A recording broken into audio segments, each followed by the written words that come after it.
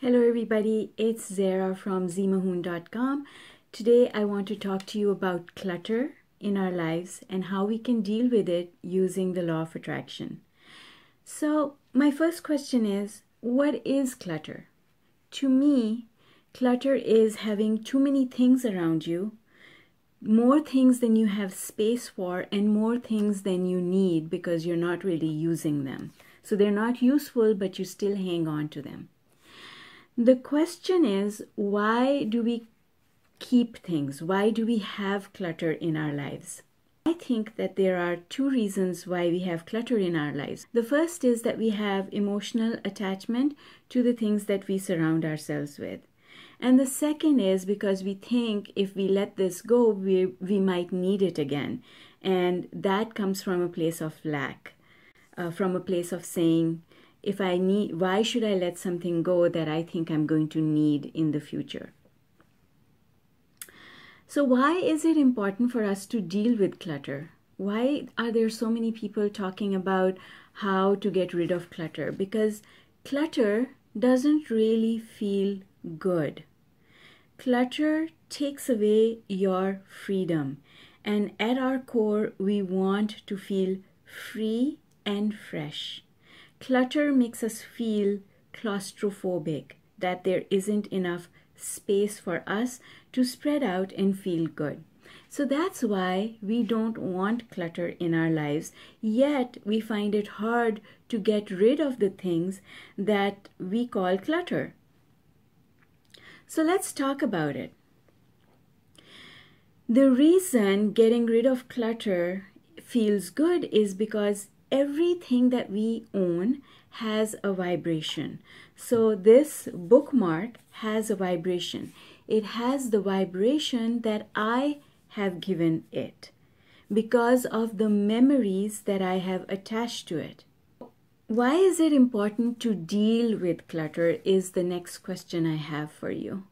And the reason this is important is because, like I said, we impart our energy to every object that's in our house. And so every object in our house has either a positive or a negative or a bittersweet memory attached to it. When I wake up in the morning and I get dressed, I usually put on a piece of jewelry that used to belong to my mother. That makes me happy. I come to it from a place of joy. My mother transitioned in 2006, and when I put on a piece of her jewelry, I say hello to her every morning. So she's always part of my life, and that makes me happy. I don't go towards the negative side of things, which would be if this was the emotional scale. I'll hold it this way. If this was the emotional scale, instead of going down and missing my mother, I go up the scale because it makes me happy to wear something that she gave me or belonged to her. But a lot of times, people go down the emotional scale when they do something like that because instead of enjoying that feeling, they miss the person. So if you're surrounding yourself with things that have that kind of a memory associated with it, I think you should think about getting rid of those things because you want to remember that person or that part of your life with joy. So there are two things you can do. Either you turn your belief around, and when you see this thing in your life, you look at it from a place of joy. And if you don't think that you can bring yourself to do that, then get rid of it. Because every time you look at that thing, you're activating it from the wrong end of the stick. So that's number one. The second one, holding on to things from a place of lack, from a place of feeling that you will not, that when you need these things, or sometimes I've heard my mother say this actually. My mother used to say, as soon as I get rid of it, I'm going to need it. And that was why she would hang on to things. And I learned to do that as well until I taught myself that it was okay to let go of things, because when I let go of things, I'm letting more abundance in. holding on to something because you think you might need it in the future, there's a lack of faith and a lack of trust in there. There's a vibration that says, I better hang on to this because if I lose it, I may not be able to get it back again. I may not be able to afford it. So you're coming from a place of lack, and that is negative. That's detrimental to what you want, because you want to be able to afford whatever it is that you want.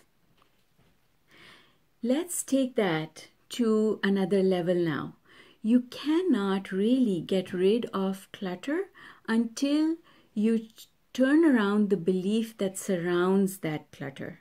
So if you really thought that you were getting claustrophobic because you had too much stuff, you first need to soothe yourself with respect to the beliefs and the vibrations that you've got attached to those things. Because if you don't do that, you will regret having let those things go. One of the reasons clutter does become a problem is because of those emotions that are related to the things that we surround ourselves with. Anything that we own has a vibration attached to it, whether it's a book, a toy, a decoration, a piece of clothing, it has a vibration attached to it.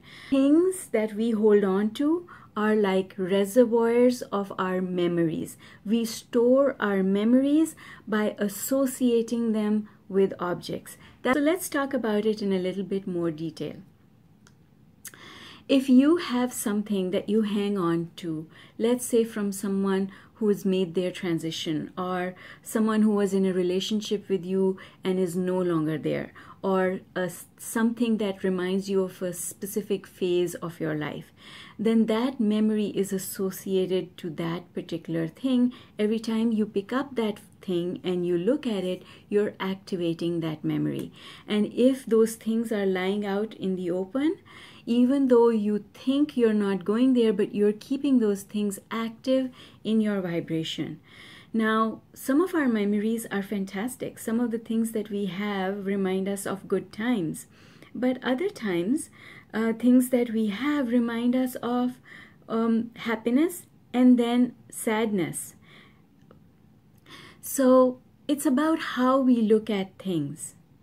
And, you know, if you have those kinds of things in your house that have bittersweet attachments for you, they feel good, but they also don't feel good, it's time to clear those out. Or it's time for you to change the way you think about them. I tell you, you cannot get rid of anything that you have in your house unless you first change the way you look at it. So if there are things that you're holding on to because you think you might need them again, sure enough, if you get rid of them today without changing that belief, you will need them again, and you will need them again soon. The way to get rid of clutter is to change your thoughts around it, because when you change your thoughts around it, then it's never going to affect you ever again. So if I didn't need, let's say, this pencil, if this was clutter and I didn't need it, I would have to say to myself, I don't really use pencils anymore. I don't find much use in them. I hardly write anything with a pencil anymore. I'm always typing everything into my computer. So I think I can get rid of this pencil. I won't miss it. I know I won't miss it. See, what I've done in that dialogue is that I have made myself okay with getting rid of the pencil. And that's really all you need to do. It's just a little bit of self-talk that shifts your belief from saying, I'm going to need this, to saying, I'm going to be okay without this. And the same goes with things that you have memories attached to. I make a choice when I wear my mother's jewelry because I could miss her. I could say she went away too soon. And then that way because it's the first thing I do in the morning when I'm getting dressed, that way I would put myself on a negative vibration for the rest of my day. So how many things are there in your house that you need to change your vibration around? And lastly, if you have so many things that you don't have space for yourself, you're feeling claustrophobic, it's time to do something about it. Don't surround yourself with those things, even if they have good memories attached to them, and you want to keep them. Don't make your space cluttered with them. Box them, label them, and put them away out of your immediate living space so that you don't feel a constriction. And if you did that, you would feel better. You could also school yourself, your self-talk, to say, this is probably of more use to someone else than it is to me. I do that all the time because over the years I've collected, as you can see, many books, and my children now keep adding to our collection of books. But my own personal collection is becoming smaller and smaller and smaller. And the reason for that is because when I find someone who I think is going to benefit from a particular book, I give that book away.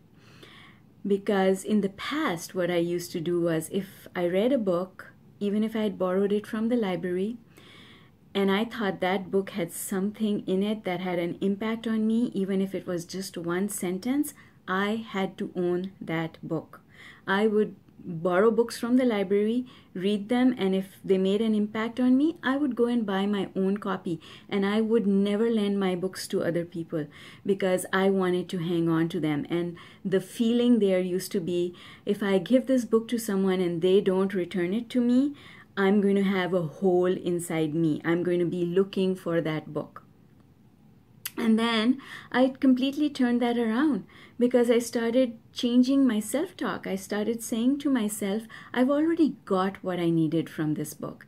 It was wonderful reading this book. And what I've got from it and I've incorporated into my life, that I can never lose that because now it's part of my life. So it's okay for me to give this book to someone else because it might help them on their journey, and that's what I want. It's no longer useful to hang on to it. It's done its job. I can let it go now without hanging on to wanting it back. And that's the feeling. You have to cut that cord. You have to say, I'm not going to need this again. Especially with things that you have emotional attachment to.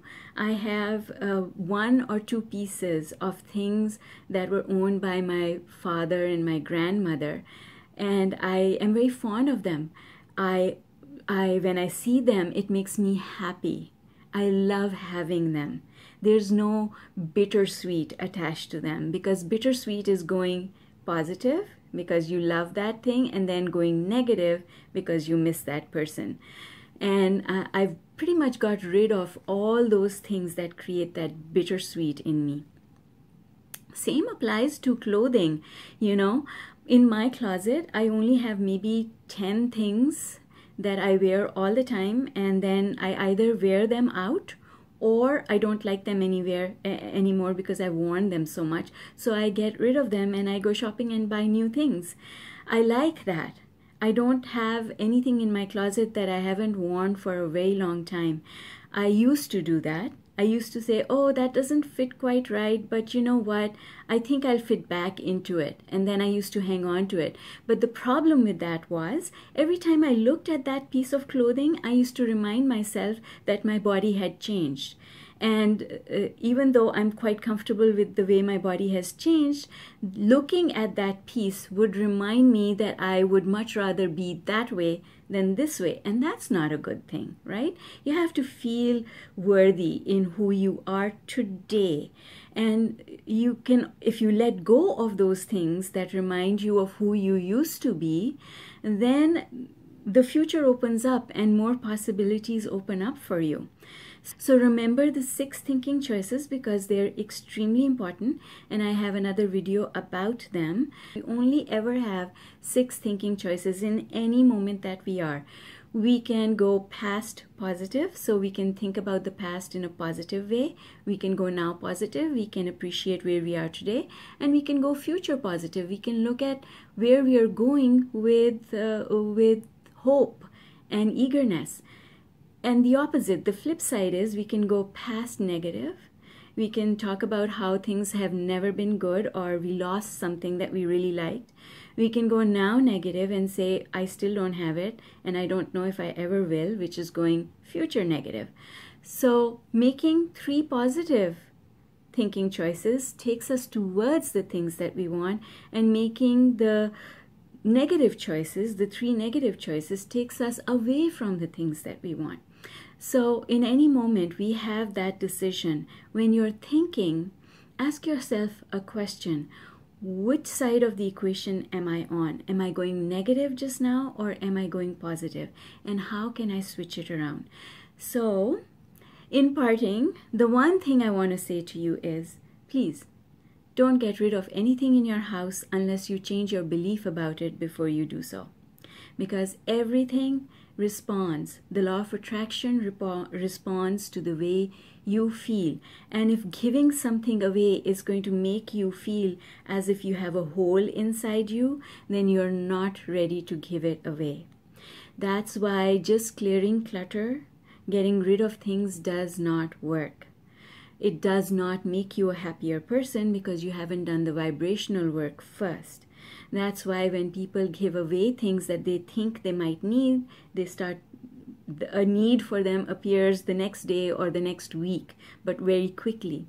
And that actually reinforces the opposite. It reinforces the belief that I should hang on to things because I might need them again.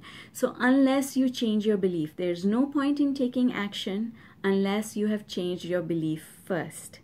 That's all. That's it for today. I hope you found this useful, and I'll see you in my next video. Bye for now. Have a fantastic day.